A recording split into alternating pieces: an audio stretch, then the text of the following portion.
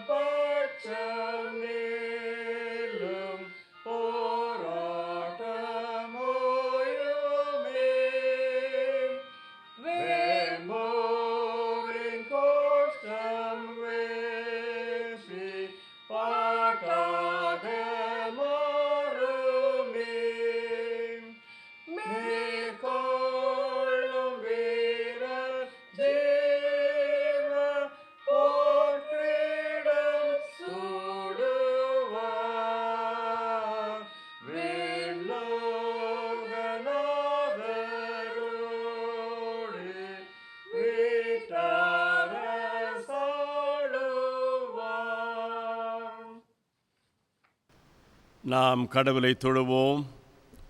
கடவுள் ஆவியாக இருக்கிறார். அவரை தொழுகிற ஆவியோடு உண்மையோடும் அவரை தொழுது கொள்ள வேண்டும். நம்முடைய பிதாவாய் கடவுளான ஆண்டவராக இயேசு கிறிஸ்துவினால் உங்கள் கிருபையும் சமாதானம் உண்டாவதாக. இது ஆண்டவர் உண்டுபடி நாள் இதிலே கலை கூர்ந்து மகிழ கடவோம். ஆண்டவர் எங்கள் உதிர்களை திறந்தருளும். பிதாவுக்கும் குமாரனுக்கும் பரிசுத்தாவிக்கும் மகிமை உண்டாவதாக. எங்கள் தந்தையாம் கடவுளே, உமது வல்லமையாலும் ஞானத்தாலும் எல்லாவற்றையும் படைத்து உமது குமாரனை எங்கள் இரட்சகராக தரும்படி உலகத்தில் அன்பு கூர்ந்தீரே, உம்மை போற்றுகிறோம்.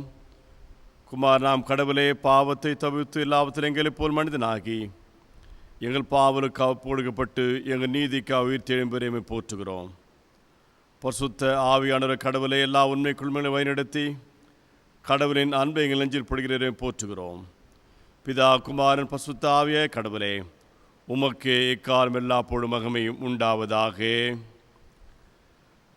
நமக்கு பாவம் இல்லை என்போமானால் நம்மை நாமே வஞ்சிக்கொள்ளாவோ. நமக்கு உண்மை இல்லை.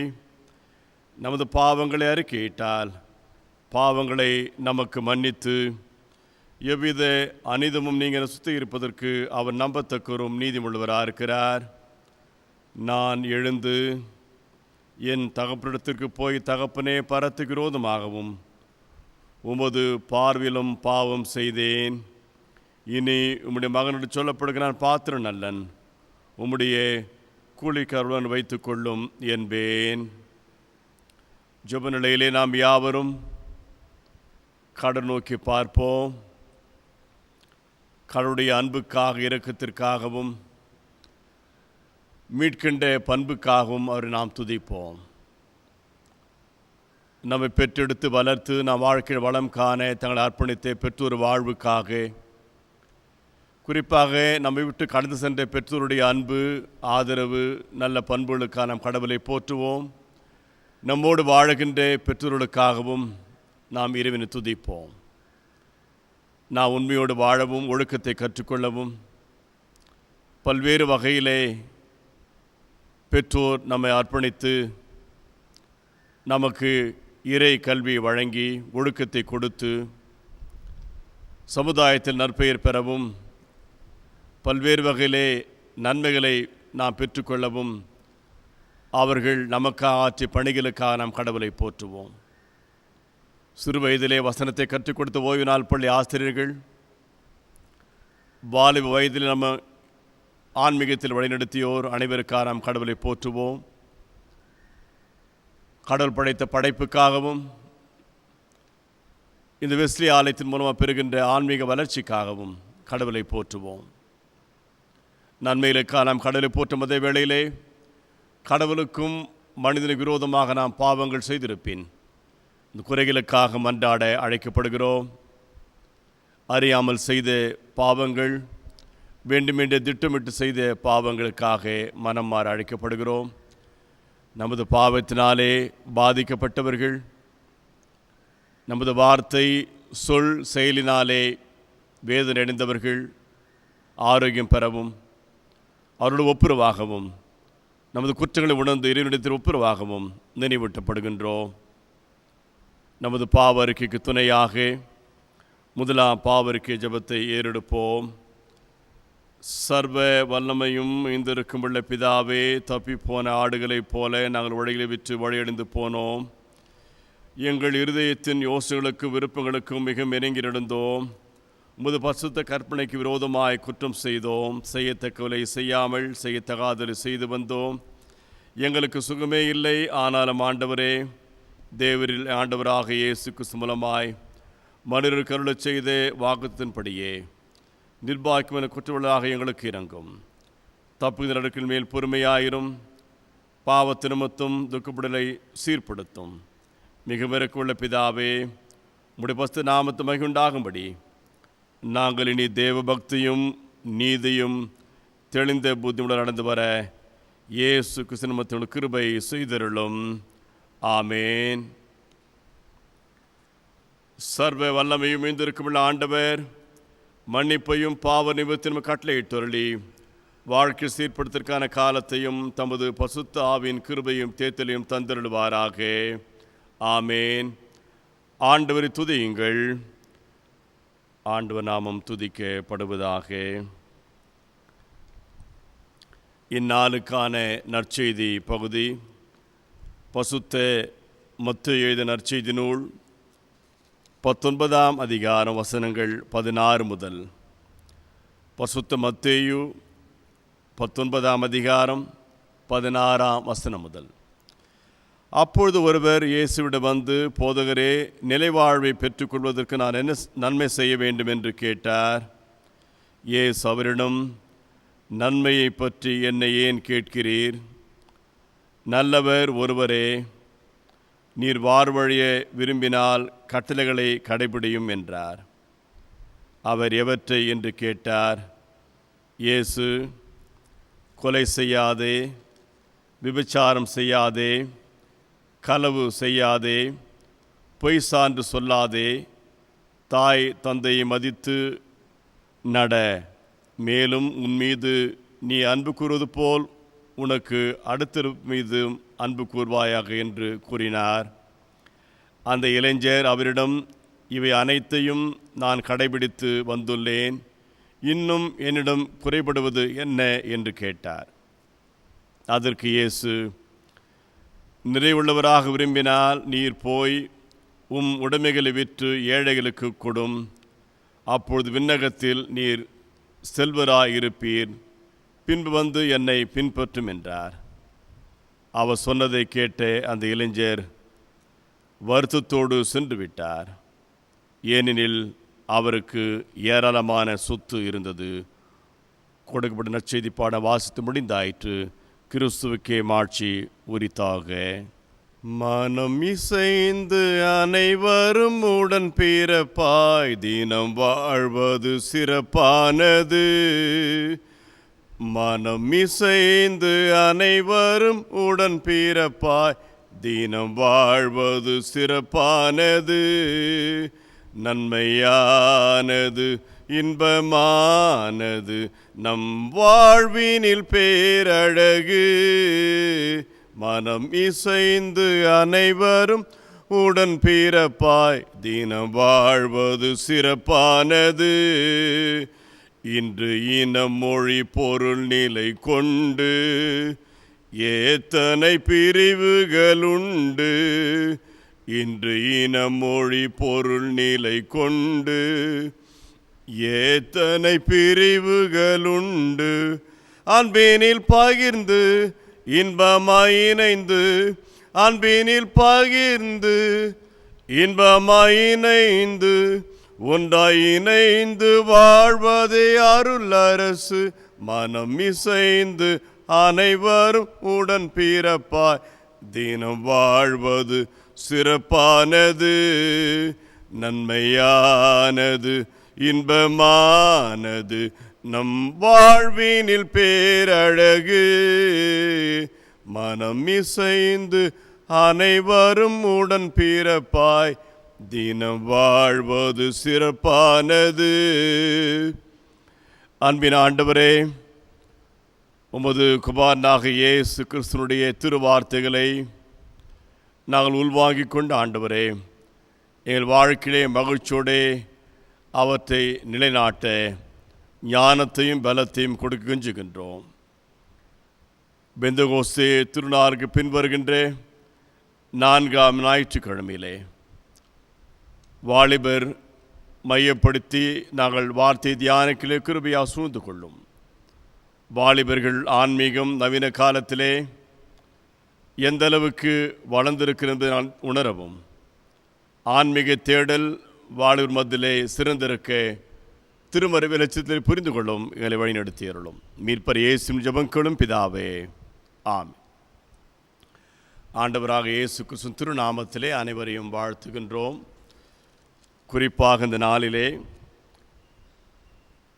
வாலிபரை மையப்படுத்தி தெனித திருச்சபை முழுதும் இருக்கின்ற அனைத்து சபைகளிலும் திருவார்த்தைகளை நாம் தியானிக்கின்றோம். ஜூன் மாதம் 28ஆம் தேதி. தற்கால உலகில் வாலிபர்கள் ஆன்மீகம் என்று செம்பொருள் நமக்கு வழங்கப்பட்டிருக்கிறது. தற்கால உலகில் spirituality of the youth in the contemporary world என்று தலைப்பு கொடுக்கப்பட்டிருக்கிறது. சமகாலத்திலே, இப்பொழுது இருக்கின்ற தற்காலத்திலே வாலிபர்களுடைய ஆன்மீகத்தை குறித்து நாம் தியானிக்க அழைக்கப்படுகின்றோம். உலகளவில் நடைபெற்ற ஓட்ட பந்தயத்திலே கென்யா நாட்டை சேர்ந்த ஏபிள் முட்டா என்கின்ற ஓட்டப்பந்த பங்கேற்பாளர் வேகமாக ஓடிக்கொண்டிருக்கிறார். அவர் வெற்றி கோட்டை தொடுவதற்கு முன்பு அவருக்கு குழப்பம் வந்துவிட்டது. அதற்காக ஆயத்தப்படுகின்ற கொடியை காட்டுகின்ற இடம், அந்த எல்லைக்கோடு அவர் குழப்பமானதுனாலே அவர் தான் கடக்க வேண்டிய எல்லை கடந்து விட்டதாக எண்ணிக்கொண்டு குழப்பத்தோடே தன்னுடைய ஓட்டத்தை குறைத்து கொண்டார். பின்னால் வந்த ஸ்பெயின் நாட்டு ஓட்டப்பந்த வீரர் ஐவன் பெர்னாண்டஸ் அவர்கள் இதை உணர்ந்து கொண்டு தனக்கு முன் செல்லுகின்ற கென்யா நாட்டு ஓட்டப்பந்த வீரர் ஏபிள் முட்டாயை தள்ளிவிடுகின்றார். போ என்று தள்ளிவிடுகின்றார். இது அங்கே இருக்கின்ற அனைத்து பார்வையாளருக்கும் ஆச்சரியமாக இருந்திருக்கிறது. பிறகு அந்த கோட்டை தொட்டு ஏபிள் முட்டாய் என்கிற கென்யா நாட்டு ஓட்டப்பந்த வீரர் முதல் பரிசு பெற்று விடுகின்றார். பிறகு பத்திரிகையாளர்கள் கேள்வி கேட்க ஆரம்பிக்கின்றார்கள்.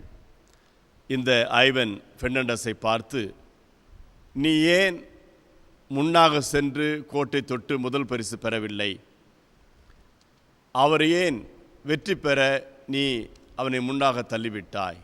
அதற்கு அவர் பதில் சொன்னார், இல்லை, அவர்தான் வெற்றி நோக்கி சென்று கொண்டிருந்தார். ஆனால் பார்த்த அனைவருக்கும் தெரிந்தது, முன்னால் சென்று ஓடிய கென்யா நாட்டு வீரர் பதற்றமடைந்து குழப்பத்திலே தன் ஓட்டத்தை குறைத்து கொண்டார். இது ஆபத்தானது, அவருடைய முயற்சி வீண் போகும். உண்மையாகவே முதல் பரிசு பெற தகுதியுள்ளவர் கென்யா நாட்டு வீரர்தான் என்று உணர்ந்த ஸ்பானிஷ் நாட்டு ஐவன் பெர்னாண்டஸ் முன்னுக்கு தள்ளிவிடுகிறார். பத்திரிகையாளர்கள் திரும்ப திரும்ப கேள்வி கேட்க ஆரம்பிக்கிறார்கள், இது ஏன் செய்தாய்? அதற்கு சொன்ன பதில், அவர்தான் முன்னால் சென்றார், அவர்தான் பரிசுக்குரியவர். பிறகு கடைசியாக சொன்னார் ஐவன் பெர்னாண்டஸ் அவர்கள், அந்த பரிசுக்கு உரியவர் அவர்தான், ஆனால் நான் அவரை முந்திக் கொண்டு சென்று விட்டிருந்து முதல் பரிசு பெற்றிருந்தால் அந்த பரிசு குறித்து என் தாய் என்ன நினைத்திருப்பார்கள்? அது எனக்கு வெட்கக்கேடு அல்லவா என்ற வகையிலே தனது பண்பை காண்பிக்கின்றார் ஐவன் பெர்னாண்டஸ். இதுதான் வாலிபத்திலே ஆன்மீக பயணத்தின் எடுத்துக்காட்டு.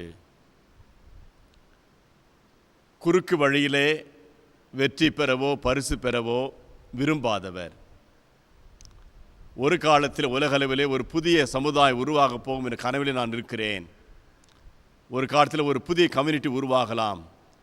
அந்த எண்ணத்தில் இருக்கின்ற எனக்கு இப்படிதான் தோன்றியது என்று அவர் சொல்லுகின்றார். ஆண்டவராய் இயேசு கிறிஸ்து புதிய ஆன்மீகத்தை துவக்கி வைத்தவர். யூத சமயத்திலிருந்த தீமைகளை அகற்றி யூத சமய பாரம்பரியத்தை மதித்து ஆழ்ந்த உண்மைகளை எடுத்துரைத்து அவர் ஆன்மீகத்தை வழிநடத்தினார்.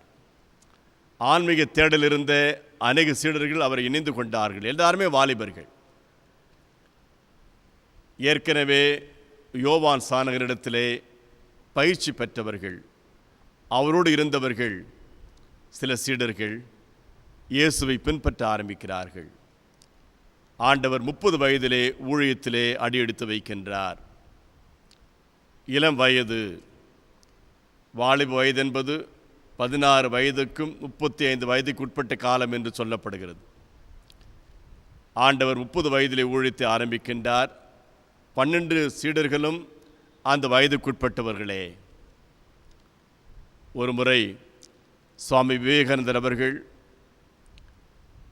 சமூக மாற்றத்தை குறித்து பேசிக் கொண்டிருக்கின்ற பொழுது, இயேசு கிறிஸ்து 1ஆம் நூற்றாண்டிலே 12 சீடரை வைத்து பெரும் மாற்றத்தை உருவாக்கி ஆன்மீகத்தினுடைய ஆழ்ந்த உண்மையை அறிவித்து மக்களை கட்டியெழுப்பினார்.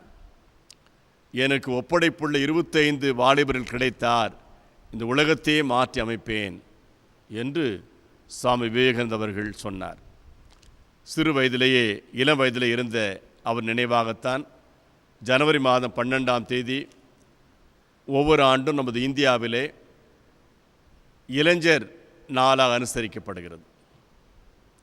ஜனவரி மாதம் 12ஆம் தேதி சுவாமி விவேகானந்தர் பிறந்த நாள். அந்த நாளிலே இந்தியா முழுதும் இளைஞர் தினம் அனுசரிக்கப்படுகிறது. இந்த ஆண்டிலே 2020ஆம் ஆண்டிலே கல்வியை மாற்றுருவாக்கம் செய்தல் என்ற செம்பொருள் அடிப்படை வைத்து உலகளவிலே வாலிபர் தினமானது கொண்டாடப்படுகிறது. டிரான்ஸ்ஃபார்மிங் எஜுகேஷன் என்று செம்பொருள் கொடுக்கப்பட்டிருக்கிறது. நாம் இந்த ஜூன் மாதம் 28ஆம் தேதி தற்கால உலகில் வாலிபர்கள் ஆன்மீகம் என்று தியானிக்க அழைக்கப்பட்டுகிறோம். ஆன்மீகம் என்ற வார்த்தை ஒவ்வொரு மனிதனும் அறிந்து கொள்ளுகின்ற ஒன்று. அந்த வார்த்தை அறியாமலே நாம் ஆன்மீகத்தை அநேகர் கடைபிடித்து வருகின்றோம், செயல்படுத்துகின்றோம். ஒவ்வொரு மனிதனுக்கும் உள்ளுணர்வு இருக்கிறது. இயற்கையை மதிப்பது, மனிதனை மதிப்பது, உலக அளவிலே சமாதானம் வருவதற்காக பாடுபடுவது, இவை அனைத்தும் ஆன்மீகத்தினுடைய வெளிப்பாடுகள்.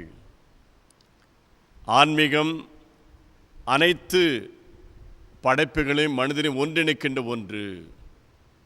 அதை நாம் வாழ்க்கையிலே அறிந்தும் அறியாமலும் நடைமுறைப்படுத்தி கொண்டே வந்திருக்கின்றோம். ஆண்டவராய் இயேசு கிறிஸ்து இந்த ஆன்மீகத்தை எல்லாம் ஒருங்கிணைத்து 2000 ஆண்டுகளுக்கு முன்பு அதை மக்கள் மனதிலே பதிவைத்தார். எனவே வரவேற்பு கிடைத்தது. ஆனால் மக்களை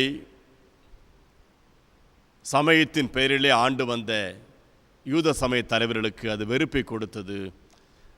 அவர்கள் அவரை சிலுவிலே கொன்று விட்டார்கள். ஆன்மீக தேடல் அனைவருக்கும் உண்டு.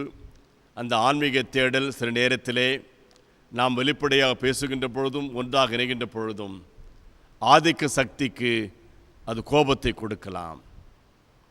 அது காழ்ப்புணர்ச்சி கொடுக்கின்ற ஒன்றாக அமைந்துவிடும். பழி வாங்குவதற்கும் அவர்கள் தயங்க மாட்டார்கள். திருமறையிலே அநேக ஆன்மீக தலைவர்கள் இருந்திருக்கிறார்கள். திருமறை வெளிச்சத்திலே நாம் இதெல்லாம் உணர்ந்து கொள்ள இன்று நினைவூட்டப்படுகின்றோம். ஆண்டவர் சொன்ன மையமான வார்த்தை, உன்னிடத்தில் அன்பு கூறுவது போல் உன் அயலாரிடத்திலும் அன்பு கூறுங்கள், அன்பு கூறுவாயாக. இதுதான் ஆன்மீக பாடம். உன்னிடத்திலே அன்பு கூறுவது போல் அயலாரிடத்திலும் அன்பு கூறுதல், இது ஆன்மீக பாடம். இதை உணர்ந்து கொண்டு பயிற்சி பெறுவது ஆன்மீக தேடல். இன்றைய நாட்களிலே வாலிபர்கள் பல்வேறு வகையான இக்கட்டுக்குள்ளாக இருக்கிறார்கள். கல்வி பெறுவதிலே இக்கட்டு, குறைவான வேலை வாய்ப்பு, மன அழுத்தம், பணப்பற்றாக்குறைவு, இதற்கிடையே சில தீமையான பழக்க வழக்கங்கள், இவை நெருக்குவதனாலே ஆன்மீக தேடல், தற்கால சூழல் வாலிபர்களுக்கு ஒரு சவாலாகவே இருக்கிறது. இந்த சவாலின் மத்தியிலே அனைத்து வாலிபர்களும் திருமறையின் வெளிச்சத்திலே தங்கள் ஆன்மீக தேடலை உணர்கின்ற பொழுதும் அந்த ஆன்மீகத்தை புரிந்து கொள்கின்ற பொழுதும் இக்காலகட்டத்தில் வருகின்ற அனைத்து சவால்களையும் சந்திக்க முடியும், வெற்றியை காண முடியும், அதில் முதிர்ச்சி அடைய முடியும், தோல்வி வராது. 3 குறிப்பிலே தியானிக்கலாம். முதல் குறிப்பு, ஆன்மீக தேடலில் வெற்றி.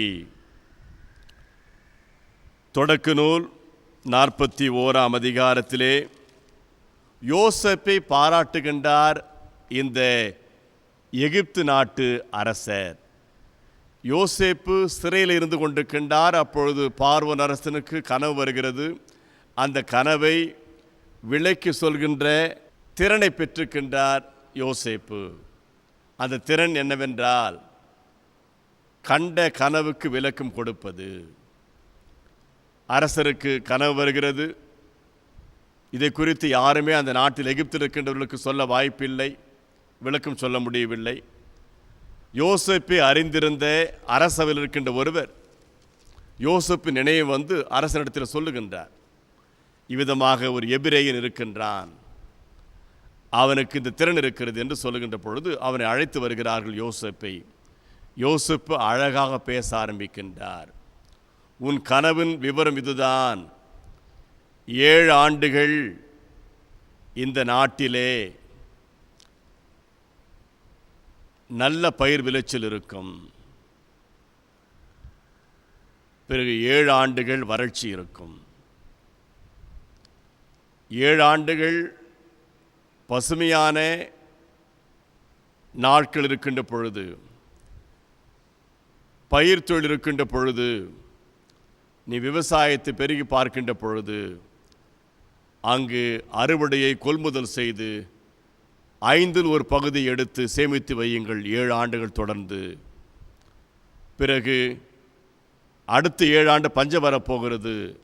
அந்த பஞ்ச நாட்களிலே முன்பிருந்த 7 ஆண்டுகள் சேமித்து வைத்த தானியங்களை நாடு முழுதும் வழங்கலாம் என்று சொல்கின்றார். இதை அறிந்த அந்த பார்வோனுக்கு உச்சக்கட்ட மகிழ்ச்சி. இப்பொழுது யோசேப்பை பாராட்டுகின்றார். சொன்ன வார்த்தை என்ன? 41ஆம் அதிகாரம் 38ஆம் வசனம். பார்வோன் தன் அலுவலர்களை நோக்கி, இறையாவி பெற்றுள்ள இவரை போல் வேறொருவரையும் நாம் காண முடியுமோ? கடவுளை புகழ்ந்து பேசுகின்றார். இங்கு யோசேப்புக்கு இருக்கின்ற அந்த ஆன்மீக தேடல், இந்த வார்த்தை இறையாவி. இறையாவி பெற்றிருக்கின்றார் யோசேப்பு என்று அந்நிய நாட்டு அரசனாகிய பார்வோன் சொல்லுகின்றார். நாம் ஆன்மீக தேடலிலே நியாயமான பயணத்தை மேற்கொண்டிருக்கின்ற பொழுது நமது தேடலில் நாம் வெற்றியை காண முடியும். யோசேப்பினிடத்தில் இறையாவி இருக்கிறது, இதை போன்று வேறொருவரை நாம் காண முடியுமோ என்று கேள்வி எழுப்புகின்றார் பார்வோன் தன் அரண்மனையிலே. பிறகு சொல்லப்படுகிறது, பார்வோன் யோசேப்பை நோக்கி பேசுகின்றார் 39ஆம் வசனத்திலே, இவற்றையெல்லாம் கடவுள் ஒருவருக்கே அறிவித்துள்ளார். எனவே இந்த ஞானமானது கடவுள் உனக்கு கொடுத்த ஞானம். உனக்கு கொடுத்த இந்த ஞானமானதை நீ நேர்த்தியாக பயன்படுத்துகின்றாய். கடவுள் நம் எல்லாருக்கும் ஞானத்தை கொடுத்திருக்கின்றார். அது பொது நன்மைக்காக பயன்படுத்தப்படுகின்ற பொழுது அதுதான் ஆன்மீகம். சுயநலம் இல்லாமல், வெறுப்பு இல்லாமல், பொதுமக்கள் நன்மைக்காக, மக்கள் வளர்ச்சிக்காக, மக்கள் கட்டியெழுப்பப்பட நாம் ஞானத்தை நேர்த்தியாக பயன்படுத்தப்படுகின்ற பொழுது அது ஆன்மீகத்தின் வெற்றியாக பார்க்கப்படுகிறது. பார்வோன் தொடர்ந்து இந்த யோசேப்பை பாராட்டி கொண்டிருக்கின்றார். பாராட்டப்படுகின்ற யோசேப்பு யார்? அந்த நாட்டினுடைய கைதியாக இருக்கின்ற நிலை. ஒரு கைதியாக இருக்கின்ற பொழுதே அரசனால் பாராட்டு பெறுகின்றார். இந்த பாராட்டு பெறுகின்ற இந்த யோசேப்பை இன்னும் வாழ்த்த ஆரம்பிக்கின்றார். உம்மை விட மதிநுட்பமும் ஞானமும் தெரிந்தவர் யாரும் இல்லர். மதிநுட்பம் இருக்கிறது, ஞானம் இருக்கிறது, இதைவிட சிறந்தவர்கள் யாருமே இல்லை. எனவே இனிமேல் என் அரண்மனைக்கு நீதான் பொறுப்பு, என் நாட்டுக்கு நீதான் அதிகாரி. தன் கரத்தில் இருக்கின்ற மோதிரத்தை கழற்றி யோசேப்புக்கு அணிவிக்கின்றார். தனக்கு அடுத்து அந்த நாட்டினுடைய அனைத்து அதிகாரத்துக்கு பொறுப்பானவராக யோசேப்பை இந்த பார்வோன் அறிவிப்பதை நாம் பார்க்கின்றோம். ஒரு காலத்திலே எப்படி வாழ்ந்தார்? தன் உடன் பிறந்த சகோதரர் மூலமாக வெறுக்கப்பட்டவர், விற்கப்பட்டவர், தண்டிக்கப்பட்டவர், அனாதையாக்கப்பட்டவர், நாடு கடத்தப்பட்டவர். ஆனால் இங்கு வந்த பிறகும் உண்மையாக இருக்கின்றார். எகிப்துக்கு வந்த பொழுதும் உண்மையாக இருந்த பொழுதும் கூட அந்த வீட்டு தலைவனாலே கைது செய்யப்பட்டு இக்கட்டான சூழ்நிலையிலே தவறாக பார்க்கப்பட்டு கைதியாக சிறையில் இருக்கிற எகிப்திலே அந்த நேரத்திலே தான் இந்த வாய்ப்பு கிடைக்கிறது. கடவுள் இக்கட்டை மாற்றுகின்றார், சிறையை மாற்றுகின்றார். உண்மையான ஆன்மீகத்தில் இருந்ததினாலே அவன் கைதி அல்ல, அனைவருக்கும் அதிகாரி. அனைவரையும் கைது செய்யும், விடுவிக்கவும் அதிகாரம் பெற்றவன். நாட்டின் மக்கள் உணவு வழங்குகின்ற அதிகாரம் பெற்றவன். எல்லையை கடந்து வேற்று நாட்டு மக்களுக்கு உணவை கொடுக்கின்ற வாய்ப்பு பெறுகின்றார் இந்த யோசேப்பு. தான் வேதனை அடைந்த பொழுது தன்னை வெறுத்த சகோதரர்களுக்கும் உணவு கொடுக்க ஆரம்பிக்கின்றார். பெற்றோரை கனம் பண்ணுகின்றான். தன் தந்தை யாக்கோபை அரசனிடத்தில் அழைத்து செல்லுகின்றான். அரசனிடத்தில் பேச வைக்கின்றார். அரசன் இவனை வாழ்த்துகிறார். யாக்கோபு அரசனை ஆசீர்வதிக்கிறார். ஒரு பெரிய வாய்ப்பு குடும்பத்துக்கு இவனால் கொடுக்கப்படுகிறது. கடைசியாக சகோதரர்கள் அவனிடத்திலே மன்றாடுகிறார்கள் மன்னிக்கும்படியாக.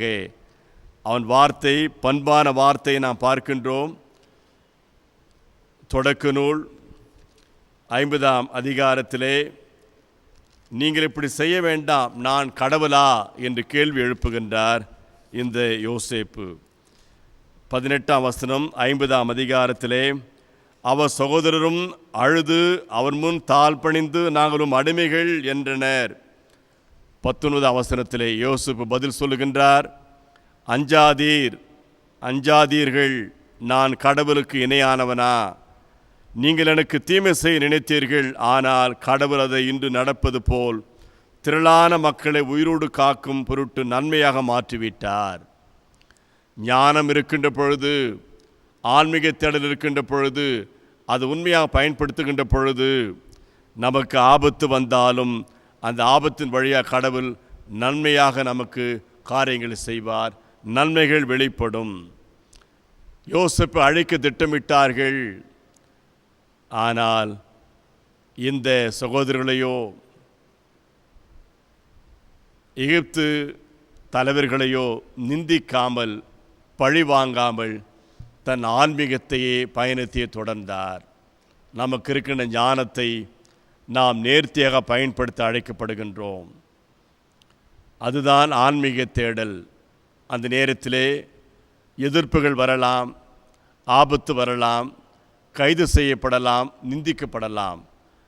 அந்த நேரத்திலும் கூட நன்மையாக பயன்படுத்துவார், மாற்றுவார் கடவுள். 200 ஆண்டுகளுக்கு முன்பு வாழ்ந்த பெஞ்சமின் பிராங்க்லின் விதமாக சொல்லுகின்றார், நீ இந்த உலகத்திலே நன்மையானவற்றை செய்வ வாய்ப்பு இருக்கிறது என்று கோடிட்டு காண்பிக்கின்றார். என்னவென்றால், உன் விரோதிக்கு நீ இதை கொடுக்கலாம் என்றால் மன்னிப்பு கொடுக்கலாம். உன் நண்பனுக்கு நீ செவி சாய்த்தல் வேண்டும். உன் குழந்தைக்கு முன்மாதிரியாக இருத்தல். உன் தந்தைக்கு நன்மதிப்பு உருவாக்குதல். உன் தாய்க்கு உன்னை பெருமிதம் கொள்ளும் அளவுக்கு நன்னடத்தையிலே நீ நடத்தல். உனக்கு நீயே மரியாதையை உருவாக்கி கொள்ளுதல். உலகத்திற்கு அனைவருக்குமே நீ எவ்விதமாக இருக்கலாம் என்றால் கரிசனையோடு வாழலாம். பெஞ்சமின் பிராங்க்லின் இவற்றை சொல்வது மூலமாக இவை அனைத்தும் ஆன்மீகத்தினுடைய படிக்கட்டலாக இருப்பதை பார்க்கின்றோம். இத்தனை பணிகளையும் இத்தனை செயல்களையும் உள்வாங்கி செயல்பட்டவர் இந்த யோசேப்பு. இதன் வழியாக நாம் பார்க்கின்றோம், ஆன்மீக தேடலிலே வெற்றி காணுகின்றார் யோசேப்பு. தற்கால சூழ்நிலையிலே இதே அனுபவத்தை நாம் காண வாய்ப்பு இருக்கிறது. ஆனால் இக்கட்டான சூழல், மன அழுத்தம் இருக்கின்ற பொழுது சோர்வடைய வேண்டாம். நன்மைக்காக நம்மை கடவுள் பயன்படுத்துவார். நாம் உண்மையாக இருக்கின்ற பொழுதும், ஞானத்தை பயன்படுத்துகின்ற பொழுதும், ஆன்மீக தேடல் இருக்கின்ற பொழுதும் என்றுமே வெற்றி கிடைக்குமே தவிர தோல்விக்கு வாய்ப்பு இல்லை. இரண்டாவதாக, ஆன்மீக தேடலில் முதிர்ச்சி. ஆன்மீக தேடல் முதிர்ச்சியை நாம் பிலிப்பியருக்கு பவுலுடையார் எழுதிய நிருபத்தின் மூலமாக நாம் பார்க்க முடிகிறது. பிலிப்பியர் 3ஆம் அதிகாரம் 8ஆம் வசனத்திலே பவுலுடையார் எழுதுகின்றார், உலகத்திற்கு செல்வத்தை விட ஆண்டவராக இயேசு கிறிஸ்துவை அறியும் அறிவுதான் எனக்கு செல்வம். எந்த அளவுக்கு ஒரு ஆழமான வார்த்தையை பயன்படுத்துகிறார் என்றால், இந்த உலகத்திற்கு எதுவுமே தேவையில்லை, ஆண்டவராக இயேசு கிறிஸ்துவை அறிகின்ற அந்த சேவை இருக்கிறதே, அந்த தேடல் இருக்கிறதே, அந்த பயிற்சி இருக்கிறதே, அதை நோக்கி நான் சொல்லுகின்றேன். அது மட்டும்தான் எனக்கு சொத்து, மற்றவை எனக்கு அல்ல என்பதை பிலிப்பியர் 3ஆம் அதிகாரம் 8ஆம் வசனத்தில் காண்பிக்கின்றார். உண்மையில் என்னை பொறுத்த மட்டில் என் ஆண்டவராக கிறிஸ்துவை இயேசுவை பற்றிய அறிவே நான் பெரும் ஒப்பற்ற செல்வம். அதை எதோடு நான் தொடர்புபடுத்தி பார்க்கவே முடியாது, இணைத்து பார்க்க முடியாது. ஆண்டவரை அறிகின்ற அறிவைதான் நான் விரும்புகின்றேன். அதற்காக தொடர்ந்து அவர் பேச ஆரம்பிக்கின்றார். எனவே எல்லாவற்றையும் நான் இழப்பாக கருதுகின்றேன்.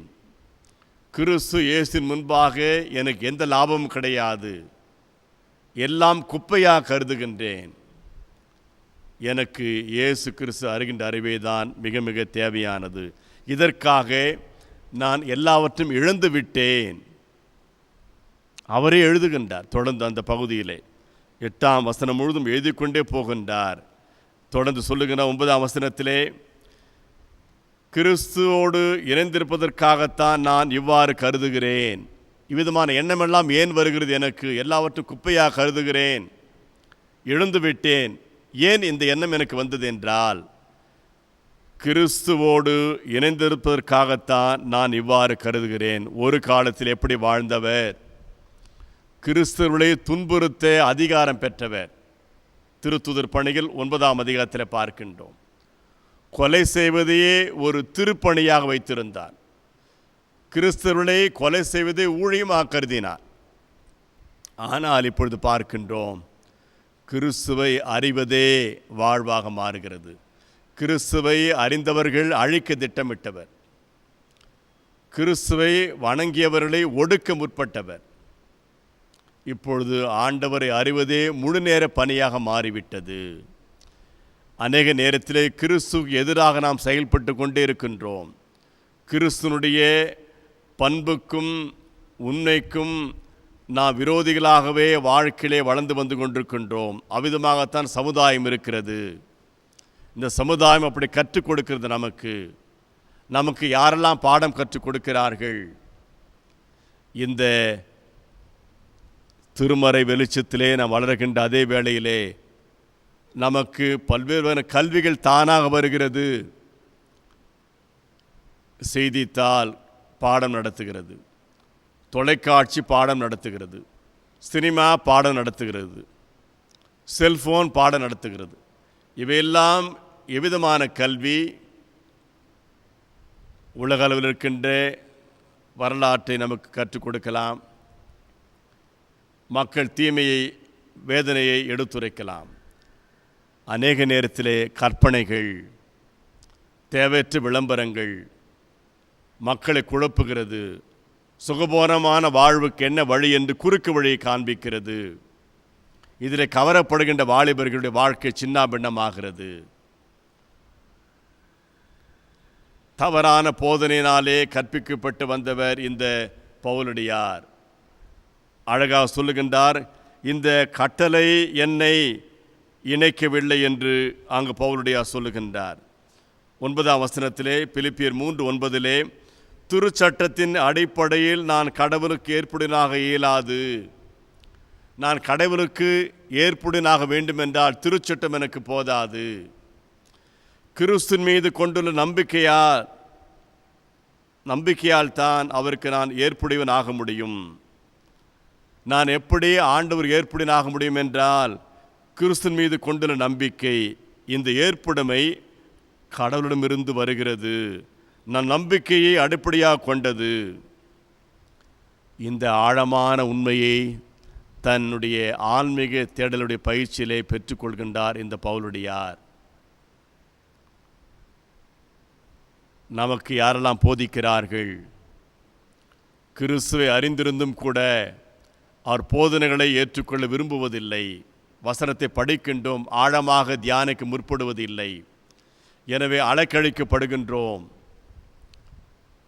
தேவையற்ற கற்பனைகள் மூலமாக தீமைகளை கருத்தரிக்கின்றோம். தீமைகளை செய்ய உட்படுகின்றோம். தீமைக்கு ஆதரவு கொடுக்கின்றோம். நாம் அழிக்கின்றவற்றை அறிந்திருந்தும் கூட அதற்கு ஆதரவு கொடுத்து நாம் அழிந்து கொண்டே இருக்கின்றோம். அநேக வாலிபர்கள் இவ்விதமான தீமைகளுக்கு அடிமையாகி வாழ்க்கை எழுந்து கொண்டே இருக்கின்றார்கள். பவுலடியார் தொடர்ந்து பேசுகின்றார் 10ஆம் வசனத்திலே, கிறிஸ்துவையும் அவர் தம் உயிர்த்தெழுதலின் வல்லமையையும் அறியவும் அவருடைய துன்பங்களில் பங்கேற்று சாவில் அவரை ஒத்திருக்கவும் விரும்புகிறேன். நான் கிறிஸ்துவை போன்றே மாற விரும்புகின்றேன். கிறிஸ்துக்காக எவ்விதமாகலாம் பாடுபட்டவர் என்பதை 2 கொரிந்தியர் நிருபத்திலே எழுதி வைக்கின்றார் பவுலடியார். தன்னுடைய வளர்ச்சியை குறித்தும் ஆன்மீகத்தின் முதிர்ச்சியை குறித்தும் பறைசாற்றுகின்ற பவுலடியார் இந்த நீண்ட பயணத்திலே அவர் கிடைத்ததெல்லாம் துன்பங்கள் மாத்திரமே. எவ்விதமான துன்பங்கள்? 2 கொரிந்தியர் 11ஆம் அதிகாரத்திலே அவரே தன் கைப்பட எழுதுகின்றார். இந்த கொரிந்தியருக்கு எழுதின நிருபங்கள் கிபி 55ஆம் ஆண்டிலே இருந்திருக்கிறது. ஆனால் பிலிப்பியருக்கு எழுதின நிருபமோ 61ஆம் ஆண்டு. கொரிந்திய பட்டணத்துக்கு நிருபம் எழுதி 6 ஆண்டுகளுக்கு பிறகுதான் பிலிப்பியருக்கு எழுதுகின்றார். பிலிப்பு கடிதம் எழுதுவதற்கு முன்பே 6 வருடத்திற்கு முன்பே அவர் துன்பங்களை சந்தித்து விட்டார். 2 கொரிந்தியர் 11ஆம் அதிகாரம் 23ஆம் வசனத்தின் பிற்பகுதியிலே பார்க்கின்றோம். நான் அவர்களை விட அதிகமாய் பாடுபட்டு உழைத்தேன், பன்முறை சிறையில் அடைப்பட்டேன், கொடுமையாய் அடிபட்டேன், பன்முறை சாவின் வாயிலில் நின்றேன், 5 முறை யூதர்கள் என்னை சாட்டையால் 1 குறைய 40 அடி அடித்தார்கள். ரோம சட்டப்படி ஒருவரை தொடர்ந்து 40 அடி அடித்து விட்டால் தண்டனை முடிந்துவிடும். எனவே 40 அடியை தொடர்ந்து அடித்து விடாமல் 39 அடி அடித்துவிட்டு நிறுத்தி விடுவார்கள். இந்த அடிபடுதல் என்பது, சாட்டை என்பது மிக வலிக்கின்ற ஒன்று. நமது கிராமங்களிலே மாட்டு வண்டியிலே அந்த சாட்டை பயன்படுத்துவார்கள், குதிரை வண்டிக்கு பயன்படுத்துவார்கள். இந்த சாட்டை என்பது அந்த தோலினால் செய்யப்பட்ட வார், அதன் நுனியிலே ஈய குண்டுகள் இருக்கும். அதை அடித்து இழுத்தால் சதைகள் பிஞ்சு வரும். 1 குறைய எத்தனை முறையாம்? இங்கு 5 முறை நடித்திருக்கிறார்கள். 3 முறை தடியால் அடிப்பட்டேன், 1 முறை கல்லெறியப்பட்டேன், 3 முறை கப்பல் சிதையில் சிக்கினேன், ஓர் இரவும் பகலும் ஆழ்கடலில் அல்லலுற்றேன்.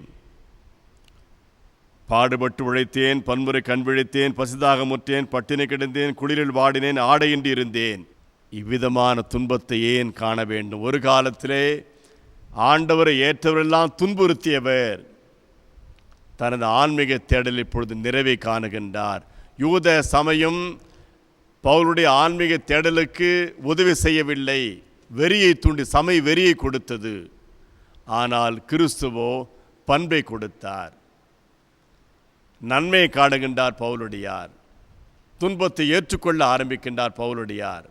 இளம் வயதிலே அவரால் தொடப்பட்ட பவுலடியார் சாட்சியாக இருப்பதை தான் இந்த பிலிப்பு சபைக்கு எழுதுவதை நாம் பார்க்கின்றோம். தொடர்ந்து அங்கு அழகாக சொல்லுகின்றார் 15ஆம் வசனத்திலே, எனவே நம்மில் நிறைவு அடைந்தோர் யாவரும் இத்தகைய மனநிலையே இருத்தல் வேண்டும். சபையை ஆயத்தப்படுத்துகிறார். நாம் நிறைவு அடைந்தோர் யாவரும் இத்தகைய மனநிலையை பெற வேண்டும். ஒரு உயர்ந்த பண்பு இதுதான். ஆங்கிலத்தில் என்லைட்டன்மெண்ட் என்று சொல்கிறார்கள்.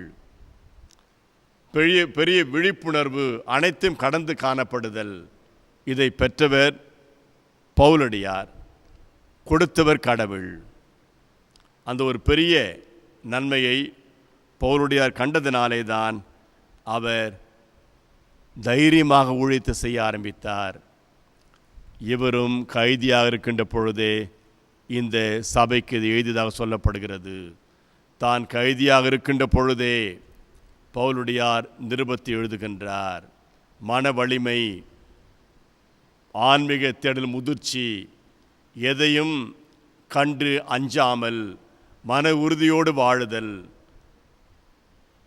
மெத்தடிஸ் வெஸ்லியன் சபையை ஆரம்பித்த ஜான் வெஸ்லி அவர்கள் பிறந்த நாள் ஜூன் மாதம் 17ஆம் தேதி. மே மாதம் 24ஆம் தேதி அவர் அமெரிக்காவிலிருந்து இங்கிலாந்துக்கு வருகின்ற பொழுது ஒரு பெரிய மாற்றத்தை அவரால் காண முடிந்தது. அதன் பிறகு முழுமையாக தன்னை திருப்பணிக்கு அர்ப்பணித்து விடுகின்றார். இங்கிலாந்தில் இருந்து அமெரிக்காவிலே போதரா பணியாற்ற அனுப்பப்பட்டவர் 2 ஆண்டுக்குள்ளாக திரும்பிவிட்டார். கல்லூரியிலே படிக்கின்ற போது, ஆக்ஸ்போர்ட் பல்கலைக்கழகத்திலே படிக்கின்ற பொழுதே 12 நபரை வைத்து ஹோலி கிளப் என்று ஒன்று ஆரம்பித்தார். பரிசுத்த கிளப் என்றதற்கு பெயர். 12 நபர்கள், மாணவர்கள். அவரிடத்திலே பேசுகின்ற பொழுது, நான் ஒரு குறிப்பிட்ட மெத்தடை பின்பற்ற வேண்டும், குறிப்பிட்ட நடைமுறையை பின்பற்ற வேண்டும் என்று மெத்தடிஸ்ட் என்ற வார்த்தையை பிற காரணமாக இருந்தார். குறிப்பிட்ட மெத்தட் என்ற வார்த்தையை பயன்படுத்தினாலே அவருக்கு பின் உருவான சபைக்கு பெயர் மெத்தடிஸ்ட் திருச்சபை என்று அழைக்கப்பட்டது. இவருடைய தந்தை சாமுவேல் வெஸ்லி அவர்கள் சர்ச் ஆஃப் இங்கிலாந்து திருச்சபையிலே போதராக இருந்தவர். அவருக்கு 18 பிள்ளைகள். இவர் 17வது மகன் இந்த ஜான் வெஸ்லி. இளம் வயதிலே ஆன்மீகத்திலே முதிர்ச்சி அடைகின்றவர். தன் வாழ்நாள் முழுதுமே திருப்பணிக்காக தன் அர்ப்பணித்து விட்டார். 40,000 பிரசங்கம் செய்திருக்கின்றார். 6,500 பாடல்களை எழுதியிருக்கின்றார். 233 புத்தகம் எழுதினார் இந்த ஜான் வெஸ்லி. இளம் வயதிலே இந்த ஒரு முதிர்ச்சி வருகின்ற பொழுது அது மக்களுக்கு நன்மையாக மாறுகிறது. நமக்கு பல்வேறு பாடங்கள் இருக்கின்ற நேரத்திலே, தவறான கல்வி இருக்கின்ற நேரத்திலே, ஆண்டவராய் இயேசு சிலுவில் அறையப்பட்ட நற்செய்தியை திருமறையிலே வாசிக்கின்றோம். பவுலடியாருக்கு அது சொத்தாக மாறியது. நாமும் பவுலடியாரை நினைவு கொண்டு, ஜான் வெஸ்லி மனதிலே கொண்டு இந்த கல்வியை ஏற்றுக்கொள்கின்ற பொழுது ஆன்மீகத்திலே நாம் முதிர்ச்சி அடைகின்றவர்களாகவே பயணப்பட முடியும். மூன்றாவதாக, ஆன்மீக தேடலில் தோல்வி. வாசிக்கப்பட்ட நற்செய்தி பகுதி 19ஆம் அதிகாரத்திலே நாம் பார்க்கின்றோம். ஒரு வாலிபர் ஆண்டவராய் இயேசுவிடத்தில் வருகின்றார். அவருக்குள் ஆன்மீக தேடல் இருக்கிறது. ஆண்டவராய் இயேசுவை பார்க்கின்றார். அவரிடத்தில் என்ன வார்த்தை பயன்படுத்துகிறார் என்றால், பண்பான வார்த்தையை பயன்படுத்துகின்றார் இந்த வாலிபர். என்ன பண்பான வார்த்தை? மத்தேயு 19:16 வசனத்திலே, போதகரே, நிலைவாழ்வை பெறுவதற்கொள்வதற்கு நான் என்ன செய்ய வேண்டும்? போதகரே, நிலைவாழ்வை பெற்றுக்கொள்வதற்கு நான் என்ன செய்ய வேண்டும் என்று கேட்டார். என்ன நன்மை செய்ய வேண்டும் என்று கேட்டார். ஆண்டவரை எவ்விதமாக அழைக்கிறார்? போதகரே, கற்றுக்கொள்கின்ற ஆர்வம். போதகரே என்ற வார்த்தையை பயன்படுத்திய உடனே ஆண்டவரும் அவருக்கு பதில் சொல்வதை நாம் பார்க்கின்றோம். அழகான பதில் அங்கு சொல்லப்படுகிறது. நன்மையை பற்றி என்னை ஏன் கேட்கிறீர்? நல்லவர் ஒருவரே, நீர் வாழ்வுடை விரும்பினால் கட்டளைகளை கடைபிடியும் என்று சொல்லுகின்றார். ஆனால் நாம் பார்க்கின்றோம், உரையாடல் நடந்து கொண்டிருக்கிறது. கடைசியாக என்ன நிகழ்ந்தது என்றால், அங்கு சொல்லப்படுகிறது, அந்த இளைஞர் வருத்தத்தோடே சென்று விட்டார், துக்கத்தோடே போய்விட்டார்.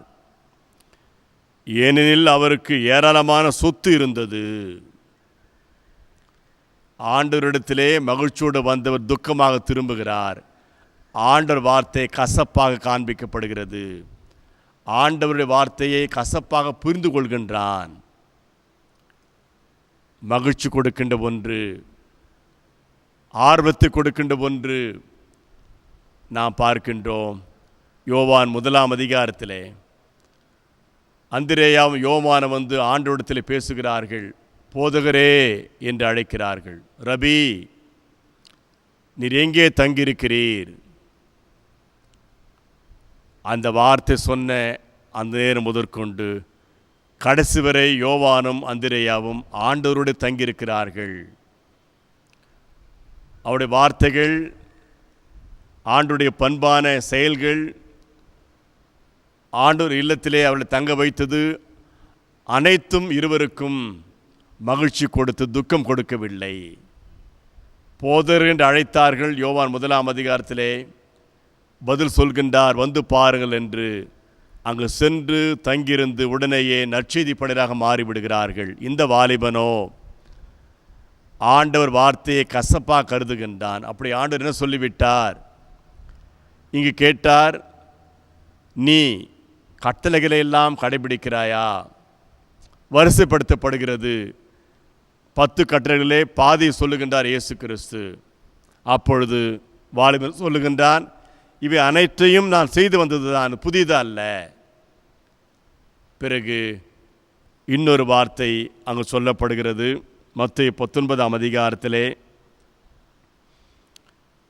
இவை அனைத்தையும் நான் கடைபிடித்து வந்துள்ளேன், இன்னும் என்னிடம் குறைபடுவது என்ன? அவன் பாதியை தான் கற்றுக்கொண்டிருக்கின்றான். அவன் கற்றுக்கொண்ட கட்டளைகள் அவனுக்கு நிறைவான கல்வி கொடுக்கவில்லை. அரைகுறையாக கற்றிருக்கின்றான். அரைகுறையான ஆன்மீக தேடல், ஆற்றில் ஒரு கால் சேற்றில் ஒரு கால், நிலையானதல்ல. இரு வழிகளை மனதிலே கொண்டிருக்கின்றான். ஆண்டவர் 10 கட்டளைகளெல்லாம் மேலிட்டு காண்பித்து விட்டு கடைசியாக சொன்ன குறிப்பு, மைய குறிப்பு என்ன?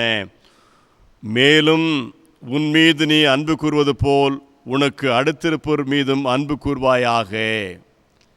இந்த வார்த்தையினுடைய முழுமையை, ஆழத்தை புரியவில்லை. பிறகு நான் என்ன கூடுதலாக செய்ய வேண்டும் என்று கேட்டவுடனே ஆண்டவர் வெளிப்படையாக, தெளிவாக அவனுக்கு கற்பிக்க ஆரம்பிக்கின்றார். என்ன வகையில் சொல்லுகின்றார் என்றால், அதற்கு இயேசு 21ஆம் வசனம், நிறைவுள்ளவராக விரும்பினால் நீர் போய் உம் உடைமைகளை விற்று ஏழைகளுக்கு கொடும். 2 முக்கியமான வார்த்தைகள்.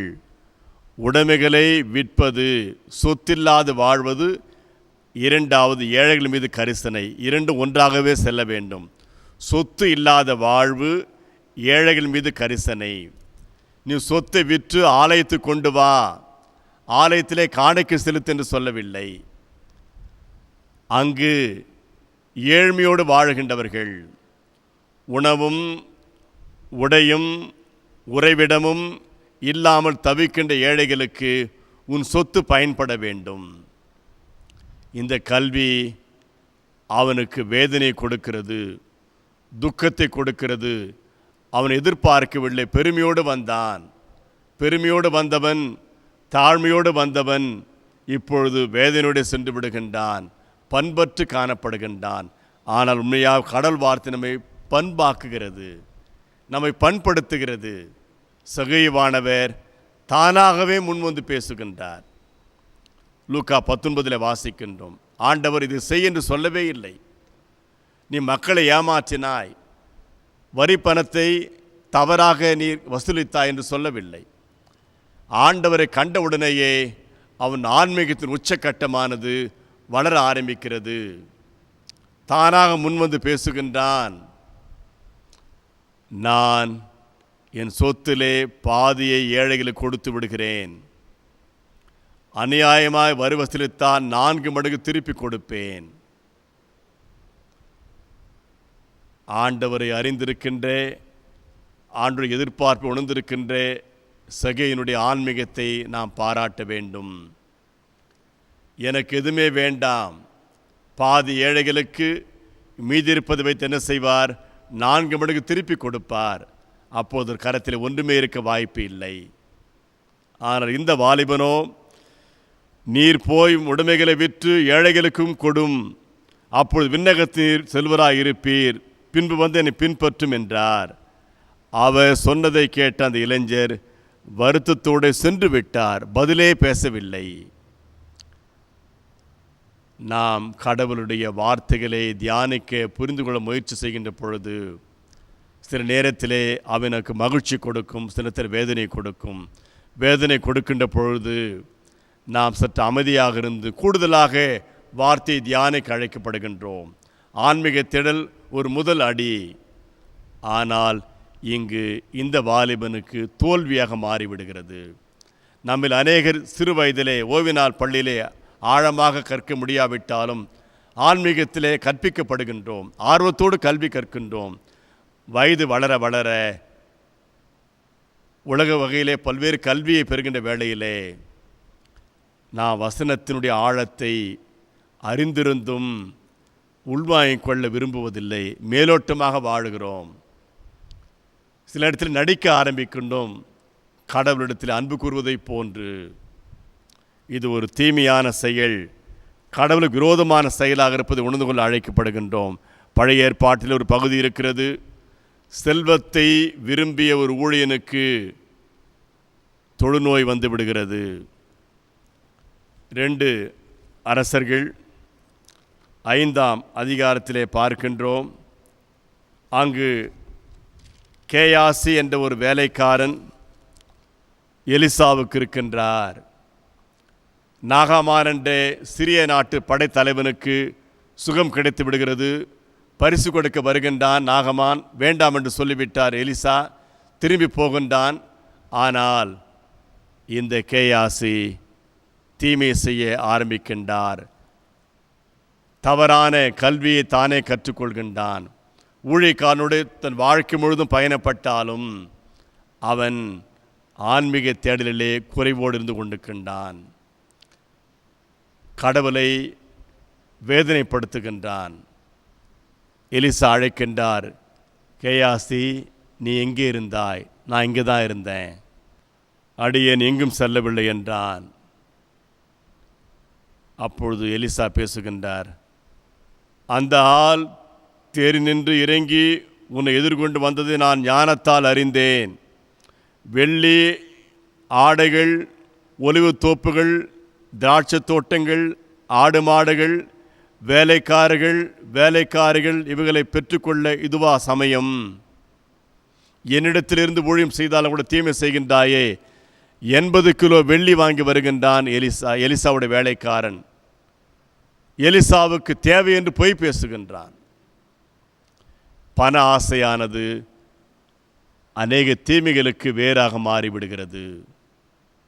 எலிசா கோபமடைந்து சொல்லுகின்றார் இந்த அதிகாரத்தின் கடைசி பகுதியிலே, எனவே நாமானின் தொழுநோய் உன்னையும் உன் வழிவந்தோரையும் என்றென்றும் பிடிக்கும் என்றார். அவ்வாறே அவனுக்கு தொழுநோய் பிடிக்க அவன் உடம்பெல்லாம் வெண்பனி போலாயிற்று. அவன் அவரை விட்டு பிரிந்து சென்றான். உறவை பிரித்து விட்டது. செல்வத்தின் மீது ஆசை பொய் பேச வைக்கிறது. கடவுளுக்கு விரோதமாக துரோகம் செய்ய வைக்கிறது. கடவுளையும் பொய் பேசுன்னு பிரித்து விடுகிறது. ஊழியம் செய்து வந்த இந்த கேயாசி எதிரியாக மாறிவிடுகின்றான்.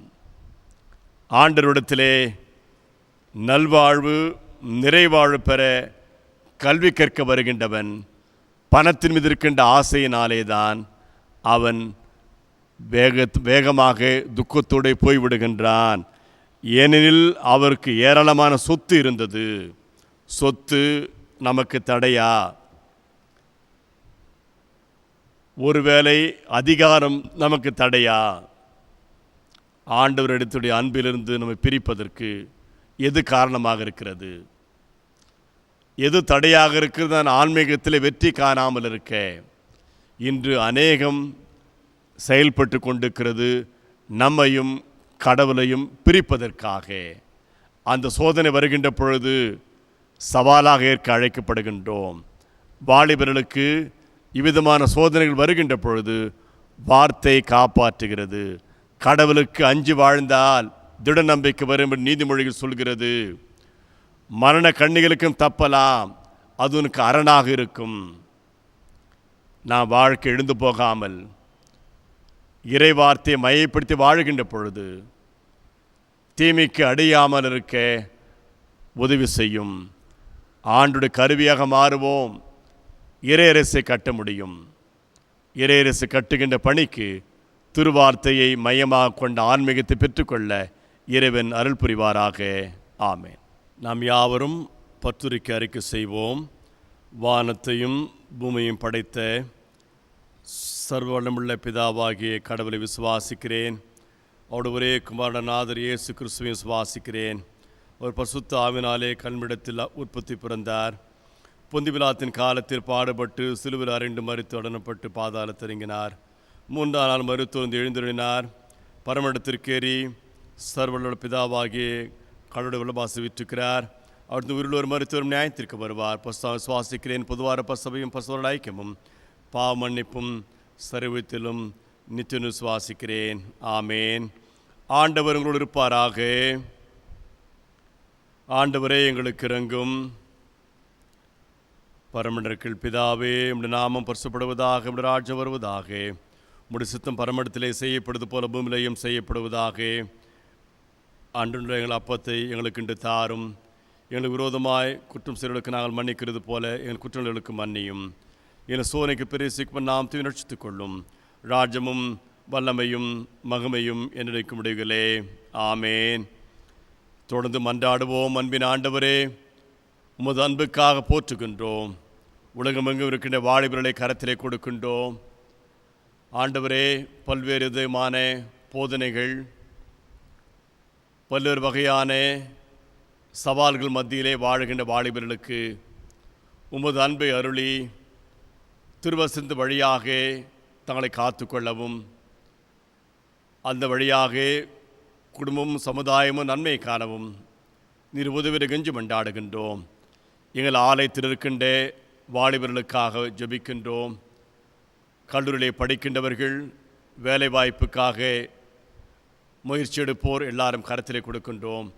திருமணத்திற்கு ஆயத்தப்படுகின்றவர்கள், திருமணத்திற்கு திட்டமிட்டிருக்கின்றவர்கள் எல்லாரும் அது கருத்திலே கொடுக்கின்றோம். சமீபத்தில் திருமணமானவர்கள் எல்லாரும் கருத்திலே கொடுக்கின்றோம். நவீன காலத்திலே பல்வேறு சோதனைகள் மத்தியிலே வாழ்கின்ற பொழுது உமது கரம் எல்லாரும் தாங்கிட கெஞ்சுகின்றோம். பலப்படுத்தி ஆசீர்வதியும். இறைமக்கள் எல்லாரும் கருத்திலே கொடுக்கின்றோம். கொரோனா வியாதினாலே பாதிக்கப்பட்டிருக்கின்ற மக்கள் எல்லாம் கருத்திலே கொடுக்கணும். பாதுகாத்துக் கொள்ளும். சிகிச்சை பயனளிக்கவும் ஆரோக்கியமாக கிருபையாகிறோம். தொடர்ந்து ஆடு எல்லையிலே பதட்டம் இருக்கின்ற பொழுது அந்த பதட்டமாக நீங்கவும் இரு நாடுகளும் பேச்சுவார்த்தையிலே சமாதானத்தை காரணம் கெஞ்சி மண்டாடுகின்றோம். தொடர்ந்து எங்கள் பேராயும் பேராயர் ஆயர்கள் நற்செய்தி பணியாளர் எல்லாரும் கருத்திலுடன் பாதுகாத்துக் கொள்ளும். கிருபையால் சூழ்ந்து ஆசீர்வதியும். மீட்பர் இயேசுவின் ஜெபங்களும் பிதாவே. ஆமேன். நமது ஆண்டவராக இயேசு கிறிஸ்துவின் கிருபையும் பிதாவாகிய தேவனுடைய அன்பும் தூயாண்மை நடத்தலும் நம் அனைவரோடும் என்றும் நிலைத்திருப்பதாக.